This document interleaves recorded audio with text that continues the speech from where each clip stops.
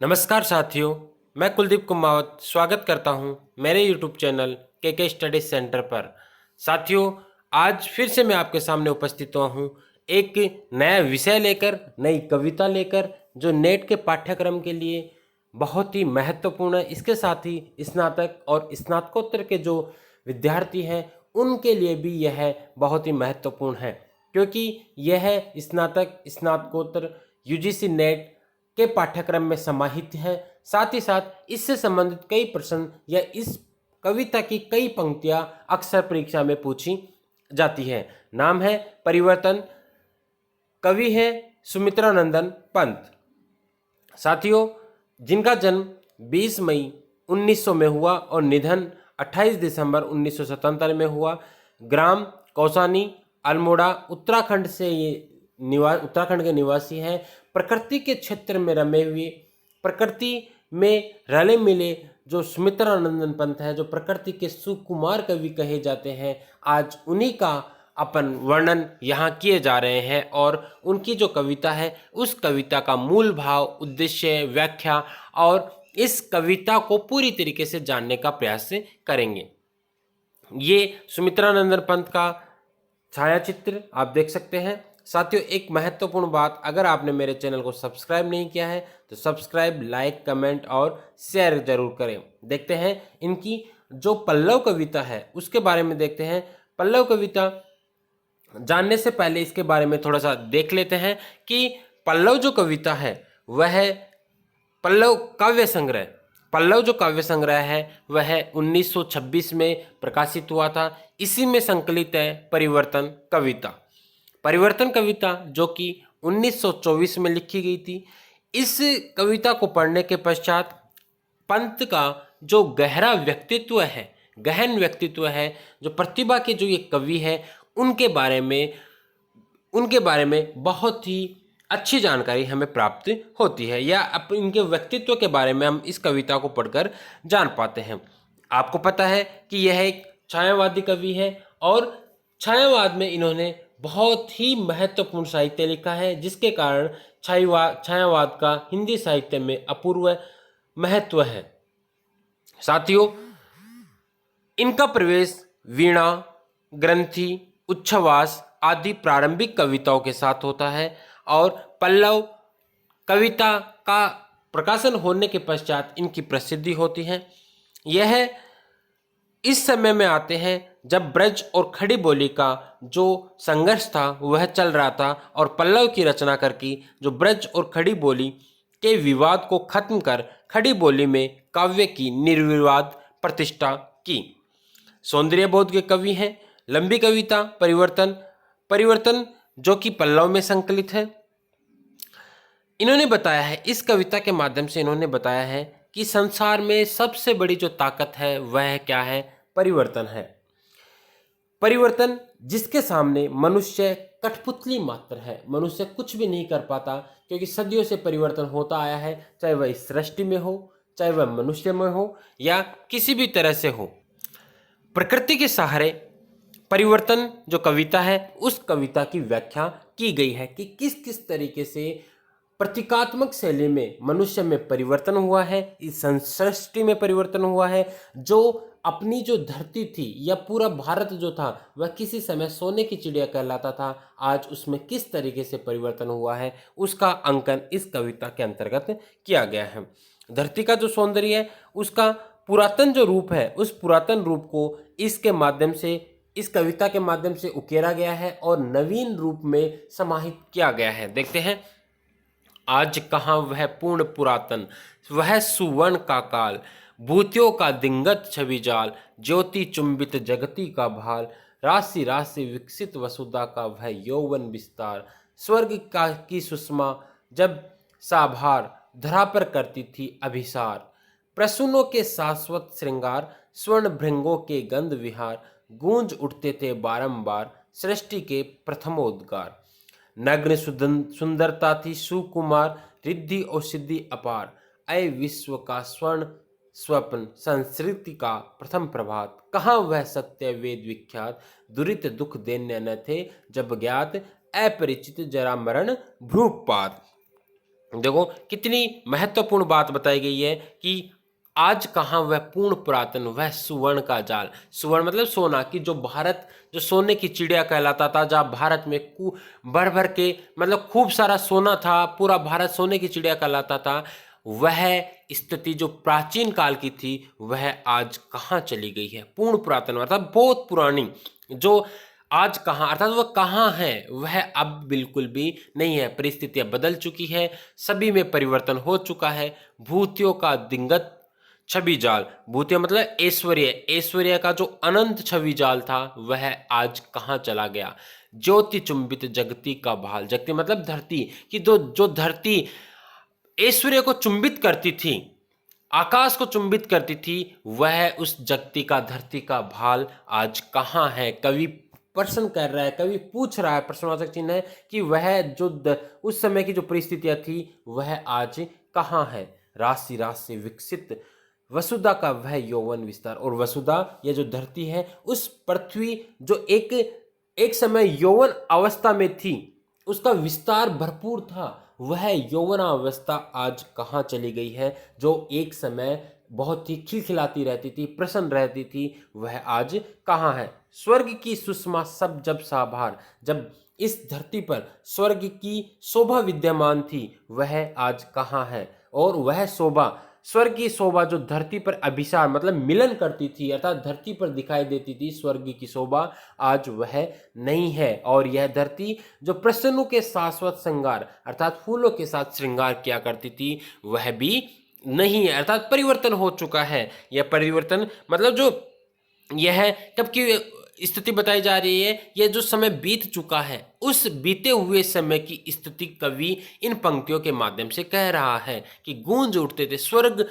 स्वर्ण भृंगों के गंध विहार, अर्थात भृंग मतलब भंवरे, की भंवरे जो स्वर्ण अर्थात जो पुष्पों पर, स्वर्ण पुष्पों पर कह सकते हैं कि गंध विहार किया करते थे, गूंज उठते थे बारंबार सृष्टि के प्रथम उद्गार की, सृष्टि में प्रथम उद्गार के रूप में भंवरे गूंजा करते थे, वह आज दृश्य लुप्त हो चुका है। नग्न सुंदरता थी सुकुमार, अर्थात इस वसुधा की, इस धरती की जो सुंदरता थी वह नग्न थी, अर्थात स्पष्ट उसने देखा जा सकता था, वह आज नहीं है। और रिद्धि और सिद्धि अपार, जो अष्ट सिद्धि नव निधि होती है, वह इस सृष्टि पर बहुत फैली हुई थी। आए विश्व का वह स्वर्ण स्वपन, कि विश्व का जो स्वर्ण स्वपन था, कि विश्व की नजरें जिस भारत पर थी, जिस सृष्टि पर थी, वह स्वपन आज कहाँ है। संस्कृति का प्रथम प्रभात, संस्कृति क्या होता है, सृजन की, जो सृजनता का जो प्रभात था, वह कहाँ, वह सत्य की, वह जो सत्य की स्थिति थी अर्थात जो पहले जो स्थिति थी, वह आज कहाँ है। जो वेदों में विख्यात है, दुरित दुख दैन्य न थे जब ज्ञात, और उस समय ना तो दुरित मतलब पाप, दुख, दैन्य दीनता आदि उस समय नहीं थी, और आज यह सब मौजूद है। अपरिचित जरा मरण भ्रूपात और भ्रूपात, और इस धरती पर अपरिचित जरा मतलब वृद्धावस्था और मरण जो भ्रूपात अर्थात विद्यमान अपरिचित थी, कहने का मतलब है वृद्धावस्था और मृत्यु जो अपरिचित थी, धरती से उनका कोई वास्ता नहीं था, आज वह धरती पर दिखाई देती है। बहुत ही सुंदर, आगे देखते हैं। हाय सब मिथ्या बात, आज तो सौरभ का मधुमास, शिशिर में भरता सूनी सांस, की सब मिथ्या है, सब कुछ झूठा था।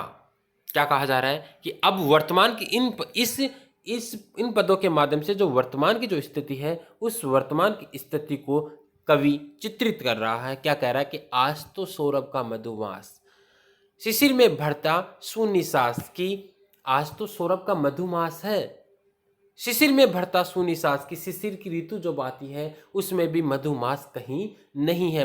जो मतलब कहने का आशय है कि जो सर्द ऋतुओं में भी बसंत दिखाई देता था, वह बसंत आज नहीं है। वही मधु ऋतु की गुंजित डाल झुकी थी जो यौवन के भार, अकिंचनता में निज तत्काल सिहर उठती जीवन है भार, आज पावस नद के उद्गार काल के बनते चिन्ह कराल, प्रात का सोने का संसार जला देती संध्या का ज्वाल। क्या कहा जा रहा है कि वही मधु ऋतु की गुंजित डाल झुकी थी जो यौवन के भार, की वह जो मधु ऋतु थी वसंत का जो हरा भरा वातावरण था वह यौवन के प्रतीकात्मक शैली में कहा जा रहा है कि वह चारों तरफ दिखाई देता था, लेकिन आज तत्काल रूप में वह जो पृथ्वी है वह सिहर उठती है जीवन के भार को लेकर, क्योंकि जीवन में वैमनस्य फैल चुका है, वह परिस्थितियां बदल चुकी है। आज पावस नद के उद्गार काल के बनते चिन्ह कराल। आज तो कैसी स्थिति हो गई है कि चारों तरफ काल के दृश्य दिखाई दे रहे हैं, और प्रात का सोने का संसार, जो प्रातः काल का जो स्वर्ण आभा थी वह जला देती संध्या की ज्वाला। जो मतलब आज क्या करिए कि संध्या की स्थिति को, जो प्रातः काल का जो स्वर्ण दृश्य तत्कालीन समय में था या पहले था, वह दृश्य आज सारी परिस्थितियों को जला चुका है। अखिल यौवन के रंग उभार, हड्डियों के हिलते कंकाल, अब तो केवल हड्डियां मात्र है, कचों के चिकने काले व्याल, केंचुली कास सिवार। की चारों तरफ मतलब मनुष्य का जो शरीर है वह कैसा हो चुका है कि कचों के चिकने काले व्याल, अर्थात जो मनुष्य है, मनुष्य का जो सौंदर्य है वह काला पड़ चुका है। मतलब उसमें सौंदर्यता नहीं है। गूंजते हैं सबके दिन चार, सभी फिर हाहाकार। की यौवन जब होता है वह 4 दिन का रहता है, फिर उसके बाद में वही वृद्धावस्था, वही शरीर की दुर्बलता वही रहती है। वैसा ही यह प्रकृति जो है, यह प्रकृति भी पूरी तरीके से दीनहीन हो चुकी है। आज बचपन का कोमल गात, जरा का पीला पात, 4 दिन सुखद चांदनी राल, और फिर अंधकार अज्ञात। की जैसा मनुष्य के साथ होता है वैसा ही प्रकृति के साथ होता है कि बचपन का कोमल गात मुझे याद है, जरा का पीला पात भी मुझे याद है। कि बचपन है वह कुछ समय का है, जरा मतलब वृद्धावस्था, कि वृद्धावस्था का पीला पात अर्थात वृद्धावस्था का जो पतझड़ है वह भी मुझे याद है, और बचपन का जो कोमल गात है वह भी मुझे याद है। कि 4 दिन सुखद चांदनी रहती है और फिर बुढ़ापा वृद्धावस्था आ जाती है, तब अंधकार ही अंधकार रहता है, अर्थात परिवर्तन होता रहता है। शिशिर सा झर नयनों का नीर, झुलस देता गालों के फूल, प्रणय का चुंबन छोड़ अधीर, अधर जाते अधरों का भूल। कि जो यौवनावस्था होती है उस यौवनावस्था को मनुष्य एक समय होता है उसमें तो वह खिलखिलाता रहता है यौवनावस्था में, और जब यौवनावस्था चली जाती है तो अधर जाते अधरों का भूल, कि भूल जाते हैं होठों का जो भूल थी वह भी उन्हें याद नहीं रहता। शिशिर सा झर झैनों का नीर, कि शिशिर में जिस तरह बारिश होती है उसी तरह से उस मनुष्य के यौवन जो है वह आंसू के रूप में झर जाता है, अर्थात सिर्फ रोने के सिवा उसे कुछ नहीं मिलता। झुलस देता गालों के फूल, जो गालों की जो सुंदरता थी, सौंदर्यता थी, वह भी झुलस जाती है। प्रणय का चुंबन छोड़ अधीर, अब तो प्रणय का अर्थात प्रणय मतलब प्रेमिका, चुंबन छोड़ वह अधीर हो जाता है और अधरों को भूलकर वह अपनी ही परिस्थितियों में व्याप्त रहता है। मृदुल होठों का हिमजल हास, उड़ा जाता निश्वास समीर, सरल बोहों का सरधाकाश, घेर लेते घन गिर गंभीर। मृदुल होठों का हिमजल हास, उड़ा जाता निश्वास समीर, की जो होठों की जो लालिमा थी, सुंदरता थी, वह अब समय होने पर हिम की तरह, बर्फ की तरह हास नष्ट होकर, पतन होकर उड़ जाती है। सरल बोहों का सर्दाकाश, और जो बोहे की जो सुंदरता थी, तिरछापन था, वह भी सर्दाकाश अर्थात सर्दी की तरह लुप्त हो जाती है। और घेर लेते घन गिरगंभीर, शून्य सांसों का विदुर वियोग, छुड़ाता अधर मधुर संयोग, मिलन के पल केवल 2, 4 विरह के कल्प अपार। अरे ये अपलक 4 नयन, 8 आंसू रोते निरुपाय, उठे रो के आलिंगन, कसक उठते कांटों से हाय। कहने का आशय है कि इस संसार में सब कुछ नश्वर है, दुख कल ही इसका ब्याज चुका लेगा। लगता है जैसे संसार की इस स्थिति को देखकर आकाश सोनी सांस से भरता है, ओस के रूप में आंसू बहाता है, समुद्र का मन सिसक उठता है, तारे सिहर उठते हैं। परिवर्तन इस संस्कृति का, इस संसार का नियम है जो एक न एक समय होना ही है। आगे देखते हैं। किसी को सोने के सुख साज मिल गए, यदि ऋण भी कुछ आज, चुका लेता दुख कल ही ब्याज। काल को नहीं किसी की लाज, विपुल मणि रत्नों की छवि, इंद्रधनु की सी छटा विशाल, विभव की विद्युत ज्वाल, चमक छिप जाती है तत्काल, मोतियों जड़ी ओस की डार, हिला जाता चुपचाप बयार। क्या बताया जा रहा है इसमें कि किसी को सोने के सुख साज, कि किसी को तो सोने के सुख सज्जा मिल रही है, कवि कह रहा है कि आज यदि किसी के पास सुख और वैभव है, सोने के सुख साज है, तो वह ऋण के रूप में उसे मिला हुआ है, दुख कल ही इसका ब्याज चुका लेगा। आगे कवि कह रहा है कि इस संसार में सब कुछ नश्वर है। क्या कहा जा रहा है कि लगता जैसे संसार की इस अचिरता को देखकर आकाश सुनी सांसें भरता है, ओस के रूप में आंसू बहाता है, और मोतियों जड़ी ओस की डार के आंसू, आकाश सुनी सांसें भरता है, ओस के रूप में आंसू बहाता है, समुद्र का मन सिसक उठता है और तारे सिहर उठते हैं। परिवर्तन संसार का नियम है, खोलता इधर जन्म लोचन, मूंदती उधर मृत्यु क्षण क्षण। अभी उत्सव ओ हास उल्लास, अभी अवसाद अश्रु उच्छ्वास की। अभी उत्सव है और अभी वह किस में बदल जाएगा? अश्रु में बदल जाएगा। अचिरता देख जगत की आप, शून्य भरता समीर निश्वास, डालती पातों पर चुपचाप ओस के आंसू, नीला आकाश सिसक उठता, समुद्र का मन सिहर उठते उड़गन। कि समुद्र का मन सिसक उठता है, तारे सिहर उठते हैं। बहुत ही सुंदर दृश्य, बहुत ही।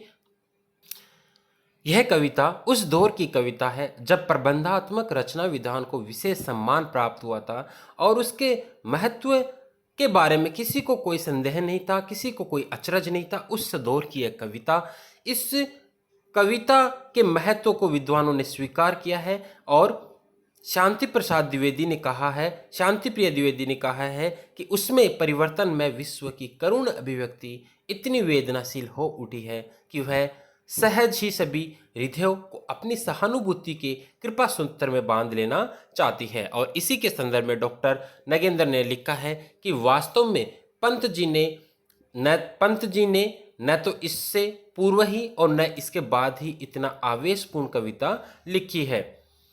परिवर्तन पंत के काव्याकाश में उस दूरवर्ती तारे के सदृश है जो सबके पृथक रहकर अपनी ज्योति विकीर्ण करता है। नगेंद्र ने इस कविता को अपनी जैसी अकेली कविता माना है।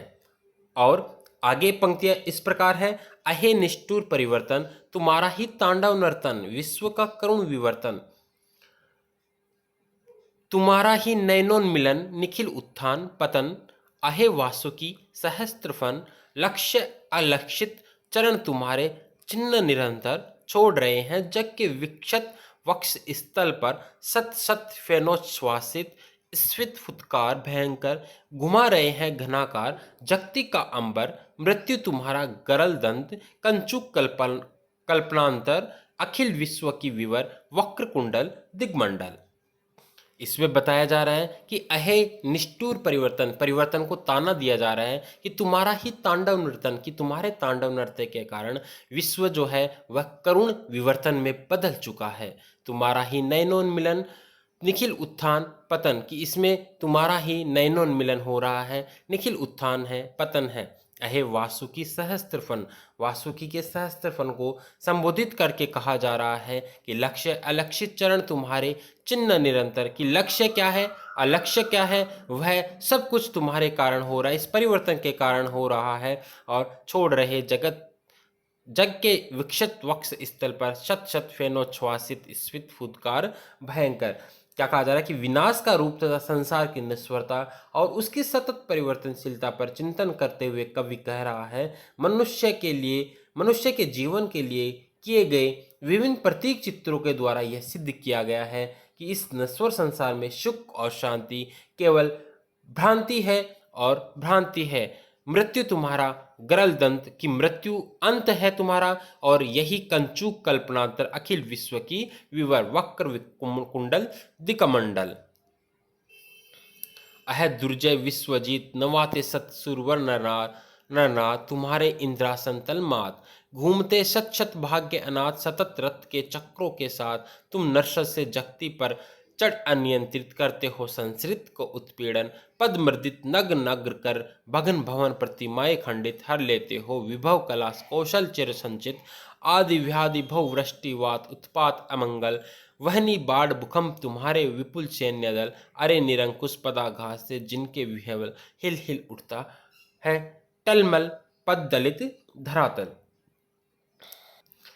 परिवर्तन इस लंबी कविता में कवि ने परिवर्तन को विश्व में और सर्वशक्ति मानकर कह रहे हैं कि संसार में जो कुछ है, जैसा कुछ है, वह सब परिवर्तन है। परिवर्तन के इस रूप को वह विभिन्न रूपकों के माध्यम से बता रहा है। आगे देखते हैं। जगत का अविरत हृदकंपन तुम्हारा ही भय सूचन, निखिल पलकों का मौन पतन तुम्हारा ही आमंत्रण, विपुल वासना विकच विश्व का मानस शतदल, छान रहे तुम कुटिल काल कृमि से घुसपल पल, तुम्ही स्वेद सिंचित संस्कृति के स्वर्ण सस्य दल, दलमल देते वर्षों पल बन वांछित कृषि फल, आए सतत ध्वनि स्पंदित जगदी का दिग्मंडल, नेस गगन सा सकल तुम्हारा ही समाधि स्थल। क्या बताया जा रहा है कि इस नश्वर संसार में सुख और शांति केवल भ्रांति है। इस संसार में जीवन का अर्थ है निरंतर संघर्ष। दिन और रात में बटा हुआ संसार मेघ मारुत का माया जाल है। सुख का संसार क्षण भर में नष्ट हो जाता है। सुख जो है वह कुछ समय का है। जगत का अविरत हृदकंपन, और यह अविरत हृदकंपन है तुम्हारा ही भय सूचक है। निखिल पलकों का मौन पतन तुम्हारा ही आमंत्रण। आगे देखते हैं साथियों, छायावादी कवि है, छायावादी रचना है। आप थोड़ा सा मतलब इसको पढ़ोगे तो इसका अर्थ आपको आसानी से समझ में आएगा। देखते हैं आगे। काल का अक्रूण मृकुटी विलास तुम्हारा ही परिहास, विश्व का अश्रुपूर्ण इतिहास तुम्हारा ही इतिहास, एक कठोर कटाक्ष तुम्हारा अखिल प्रलयकार, समर छेड़ देता निसर्ग संस्कृति में निर्भर, भूमि चूम जाते अभ्र ध्वज शोध श्रृंगवर, नष्ट भ्रष्ट साम्राज्य भूति के मेघाडंबर, आए एक रोमांच तुम्हारा दिग्भूकंपन, गिर गिर उड़ पड़ते भीत पक्षी पोतों से उड़गन, आलोड़ित अंबुदी फेनोन पर शत शत नमन, मुग्ध भुजंगम सा इंगित पर करता नर्तन, दिग्पिंजर में बद्ध गजादीप सा विनतान, वाताहत हो गगन आर्त करता गुरु गर्जन, जगत की शत कातर चित्कार बेंधती बधी तुम्हारे कान, अश्रु स्त्रोतों की अगणितता सिंचती उर्पाषाण, अरे क्षण क्षण सो निश्वास छारे जगती का आकाश, चतुर्दिक गहर गहर आक्रांति ग्रस्त करती सुख शांति।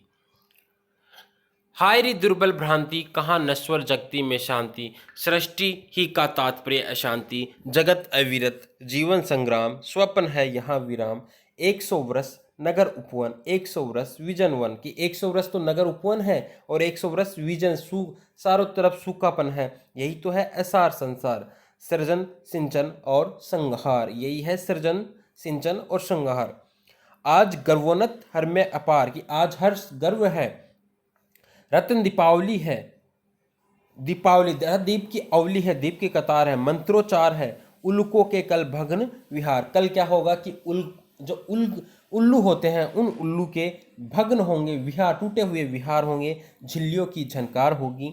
दिवस निशी का यह विश्व विशाल, मेघ मारुत का माया जाल। कि यह जो दृश्य है वह विशाल जो दृश्य है वह कुछ समय के लिए ही लिए है। हाय री दुर्बल भ्रांति।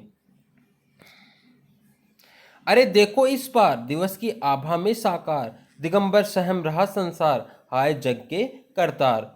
अब बताया जा रहा है कि वर्तमान जो स्थिति है उससे रूबरू करवाया जा रहा है कि प्रात ही तो कहलाई मात, पयोदर बने उरोज उदार, मधुर उर इच्छा को अज्ञात प्रथम ही मिला मृदुल आकार, छिन गया हाय गोद का बाल, गड़ी है बिना बाल की नाल, अभी तो मुकुट बंधा था मात, हुए कल की हल्दी के हाथ, खुले भी न थे लाज के बाल, खिले भी चुंबन शून्य का पोल, हाय रुक गया यही संसार, बनना सिंदूर अंगार वाह हत लतिका, यह सुकुमार पड़ी है छिन्नादार। क्या बताया जा रहा है कि सुख का संसार क्षण भर में नष्ट हो जाता है। प्रातःकाल की माँ बनने वाली स्त्री की गोद क्षण भर में सूनी हो जाती है। अभी अभी दूल्हा दुल्हन बनने वालों में से कोई इस संसार से कूच कर जाता है और सौभाग्य लूट जाता है। इस नश्वरता और दुखमयता पर मनुष्य चिरकाल से सोचता आ रहा है और वैराग्य में भावना से भरता आ रहा है। कापता उधर धैन्य निरुपाय, रज्जु सा छिद्रों का कृषकाय, न उर में ग्रह का तनिक दुलान, उधर ही में दोनों का भार, भूंकता सीढ़ी शिशिर का स्वान, चीरता हरे अचिर शरीर, न अधरों में स्वर, तन में प्राण, न नयनों ही में नीर। कि ना तो नयनों में नीर है, ना अधरों में स्वर है, ना तन में प्राण है, और कांपता रहता है उधर दैन्य निरुपाय। दीनता की तरह बिना उपाय वह एक रज्जु सा रीढ़ की हड्डी की तरह रहकर, छिद्रों का कृष्णकाय शरीर की तरह वह क्या करता रहता है, दुलार के साथ वह पृथ्वी का भार सहन करता रहता है। शकल रोहों में हाथ पसार, लूटता इधर लोभ गृह द्वार, उधर वामन डग स्ने चाचार, नापती जगती सा विस्तार, टिड्डियों सा छा अत्याचार, चाट जाता संसार।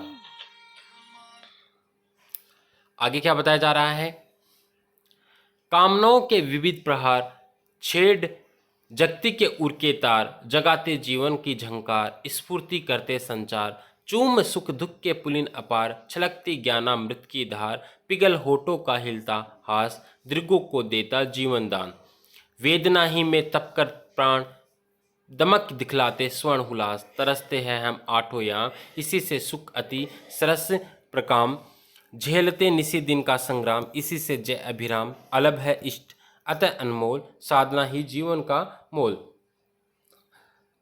क्या बताया जा रहा है कि अमीरी और गरीबी के, शोषण और विलास, विपन्नता और यातना के परस्पर विरोधी चित्र अंकित करते हुए कवि कह रहा है कि एक ओर तो भयंकर निर्धनता है और दूसरी ओर भयंकर लोभ है। संसार में हिंसा, रोष, अकाल, क्रूरता, संहार, युद्ध और शोषण का साम्राज्य बना हुआ है। तरसते हैं हम आठों याम, और हम आठों याम सुख के लिए तरसते हैं। सुख अति सरस प्रकाम, झेलते निसी दिन का संग्राम, और रात और दिन का संग्राम संघर्ष हमें झेलते रहते हैं। आगे है, बिना दुख के सुख सब सुख निस्सार, बिना आंसू के जीवन भार। कि आंसू के बिना जीवन भी भार हो गया है। दीन दुर्बल है रे संसार, इसी से दया समा ओ प्यार। कि संसार में दुख, निर्बलता, दीनता, संघर्ष यही भरा हुआ है। इसी इनके बिना यह जो संसार है वह भी निकृष्ट है। आज का दुख कल का आह्लाद, और कल का सुख आज विषाद। कहा जाता है कि आज का दुख जो होगा वह कल का आह्लाद होगा। जो संघर्ष करेगा वो आने वाले समय में उसके लिए खुशियाँ होगी, और जो आज सुख भोगेगा वह आने वाले समय में दुख से पीड़ित होगा, विषाद होगा। समस्या स्वप्न गूढ़ संसार, पूर्ति जिसकी उस पार, जगत जीवन का अर्थ विकास, मृत्यु गति क्रम का हार। हमारे काम न अपने काम, नहीं हम जो हमें ज्ञात, और अरे निज छाया में उपनाप, छिपे हैं हम अप्रूप, गंवाने आए हैं अज्ञात, गंवा कर पाते स्वीय स्वरूप। संसार में जो हमें वैभव विलास और सौंदर्यता हमें दिखाया देता है वह सिर्फ और सिर्फ शोषण पर आधारित है, और शोषण के अलावा कुछ भी नहीं है। जगत की सुंदरता का चांद, सजा लांछन को भी अवदात, सुहाता बादल बदल बदल दिन रात, नवलता हो जग का आह्लाद। का क्या कहा जा रहा है कि जो सुंदरता हमें चांद की तरह जो दिखाई दे रही है वह लांछन के अलावा कुछ भी नहीं है। जो हमें सुहाता तो है लेकिन दिन रात वह बदलता रहता है। आह्लाद करता है सिर्फ स्वर्ण से सब स्वप्नों का जाल, मंजरित यौवन सरस रसाल, प्रौढ़ता छाया वट सुविशाल, स्थिर स्थिरता नीरव सायकाल। वही विस्मय का शिशु नादान, रूप पर मंडरा बन गुंजार, प्रणय से बिंद बन चुनसार, मधुर जीवन का मधुकर पान, एक बचपन ही में अनजान, जागते सोते हम दिन रात, वृद्ध बालक फिर एक प्रभात, देखता नव्य स्वप्न अज्ञात, मूंद प्राचीन प्रण खोल नूतन जीवन। क्या कहा जा रहा है कि संसार की नश्वरता और दुखमयता के कारण उत्पन्न निराशा और अवसाद से उभरने का प्रयत्न कवि करता है, और इन प्रयत्न के रूप में कवि ने संसार की परिवर्तनशीलता पर दार्शनिक ढंग से चिंतन किया है, जिसके कारण यह खंड विचार प्रधान हो गया है। कवि का कहना है कि संसार नित्यत्व का अनित्य नर्तन है, इसलिए संसार और परिवर्तन एक दूसरे के पर्यायवाची। की संसार में परिवर्तन होता है, इस प्रकार ये दोनों एक दूसरे के पर्यायवाची है। स्वर्ण से सब स्वप्नों का जाल, की जो है वह जो बालक के मन में स्वप्नों का जाल होता है वैसा ही जाल मनुष्य के मन में भरा हुआ है। मंजरित यौवन सरस रसाल, जो बहुत ही प्रिय होते हैं।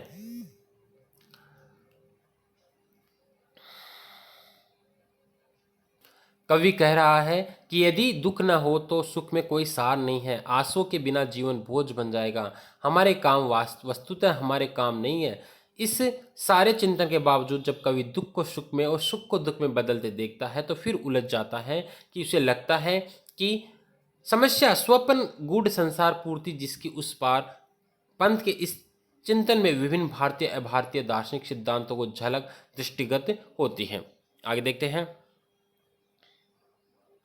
विस्मय है परिवर्तन, विश्वमय है परिवर्तन, अतल में उमड़ अकूल अपार, मेघ से विपुलाकार, दिशावधि में पल विविध प्रकार, अतल से मिलते तुम अविकर, अनिर्वचनीय रूप पर भव्य भयंकर, इंद्रजाल सा तुम अनंत में रचते सुंदर, गरज गरज हस हस चढ़गिर छा डाभूब अंबर, करते जगती को अजस्त्र जीवन से उर्वर, अखिल विश्व की आशाओं का इंद्रचाप पर, अहि तुम्हारी भीम मुरकुटी पर अटका निर्भर, एक उभौ के बीच अजान, घूमते तुम नित चक्र समान, जगत के उर में छोड़ महान, गहन चिन्हों में ज्ञान, परिवर्तित कर अगणित नूतन दृश्य निरंतर, अभिनय करते विश्व मंच पर तुम मायाकार, जहाँ हास के अधर अश्रु के नयन करुणतर, पाठ सीखते संकेतों में प्रकट अगोचर, शिक्षा स्थल यह विश्व मंच, तुम नायक नटवर, प्रकृति नृत्य की सुघर, अखिल में व्याप्त सूत्रधर। परिवर्तन। इस लंबी कविता के अंत में कवि ने परिवर्तन को विश्व में और सर्वशक्तिमान मान लिया है। संसार में जो कुछ है, जैसा है, वह सब परिवर्तन ही है। परिवर्तन के इस सर्वशक्तिमान सर्वव्यापक रूप को संप्रेषित करने के लिए कवि ने विभिन्न सांग रूपकों का सहारा लिया है और बादल चक्र सूत्रधार अनंत के हृदय कंप के रूप में प्रस्तुत किया है। पंत की परिवर्तन कविता में कविता को एक प्रमुख रूप से जोड़ने तथा उसके छोटे छोटे बिंबों को संलग्न करने के प्रयास में देखा जा सकता है। परिवर्तन कविता में कविता को एक सूत्रता बनाए रखने के लिए परिचित छायावादी रीति का उपयोग किया गया है। विरह भाव, निराशा और अवसाद की मनोदशा का परिवर्तनकारी शक्तियों के रूप में उदात्तीकरण किया गया है। पंत की परिवर्तन यह लंबी कविताओं के इतिहास में सबसे पहले सशक्त शीर्षस्थ कविता है। शोषित, दलित, उपेक्षित, पीड़ित जन के प्रति गहरी संवेदना विद्रोहात्मक बनकर मुखरित हुई है। परिवर्तन इस लंबी कविता में अब तक के विवेचन के आधार पर यह स्पष्ट होता है कि इसमें एक ऐसी व्यवस्था है जो सुगठित कविता है। उसकी एक अनुभूति केंद्रीय विचार है जो उसके विभिन्न खंडों को बांधता है। यह केंद्रीय अनुभूति और विचार कवि के परिवेश, उसकी प्रकृति, उसके अध्ययन, चिंतन मनन में से उद्भूत है। प्रस्तुत विवेचन के आधार पर कहा जा सकता है कि परिवर्तन आधुनिक काल में लिखी गई हिंदी की एक विशिष्ट लंबी कविता है। इस प्रकार कविता को आप थोड़ा सा गहनता के साथ पढ़ोगे तो इसका अर्थ भी समझ में आएगा। छायावाद के आधार पर इसका आप अर्थ ग्रहण कर सकते हो। धन्यवाद।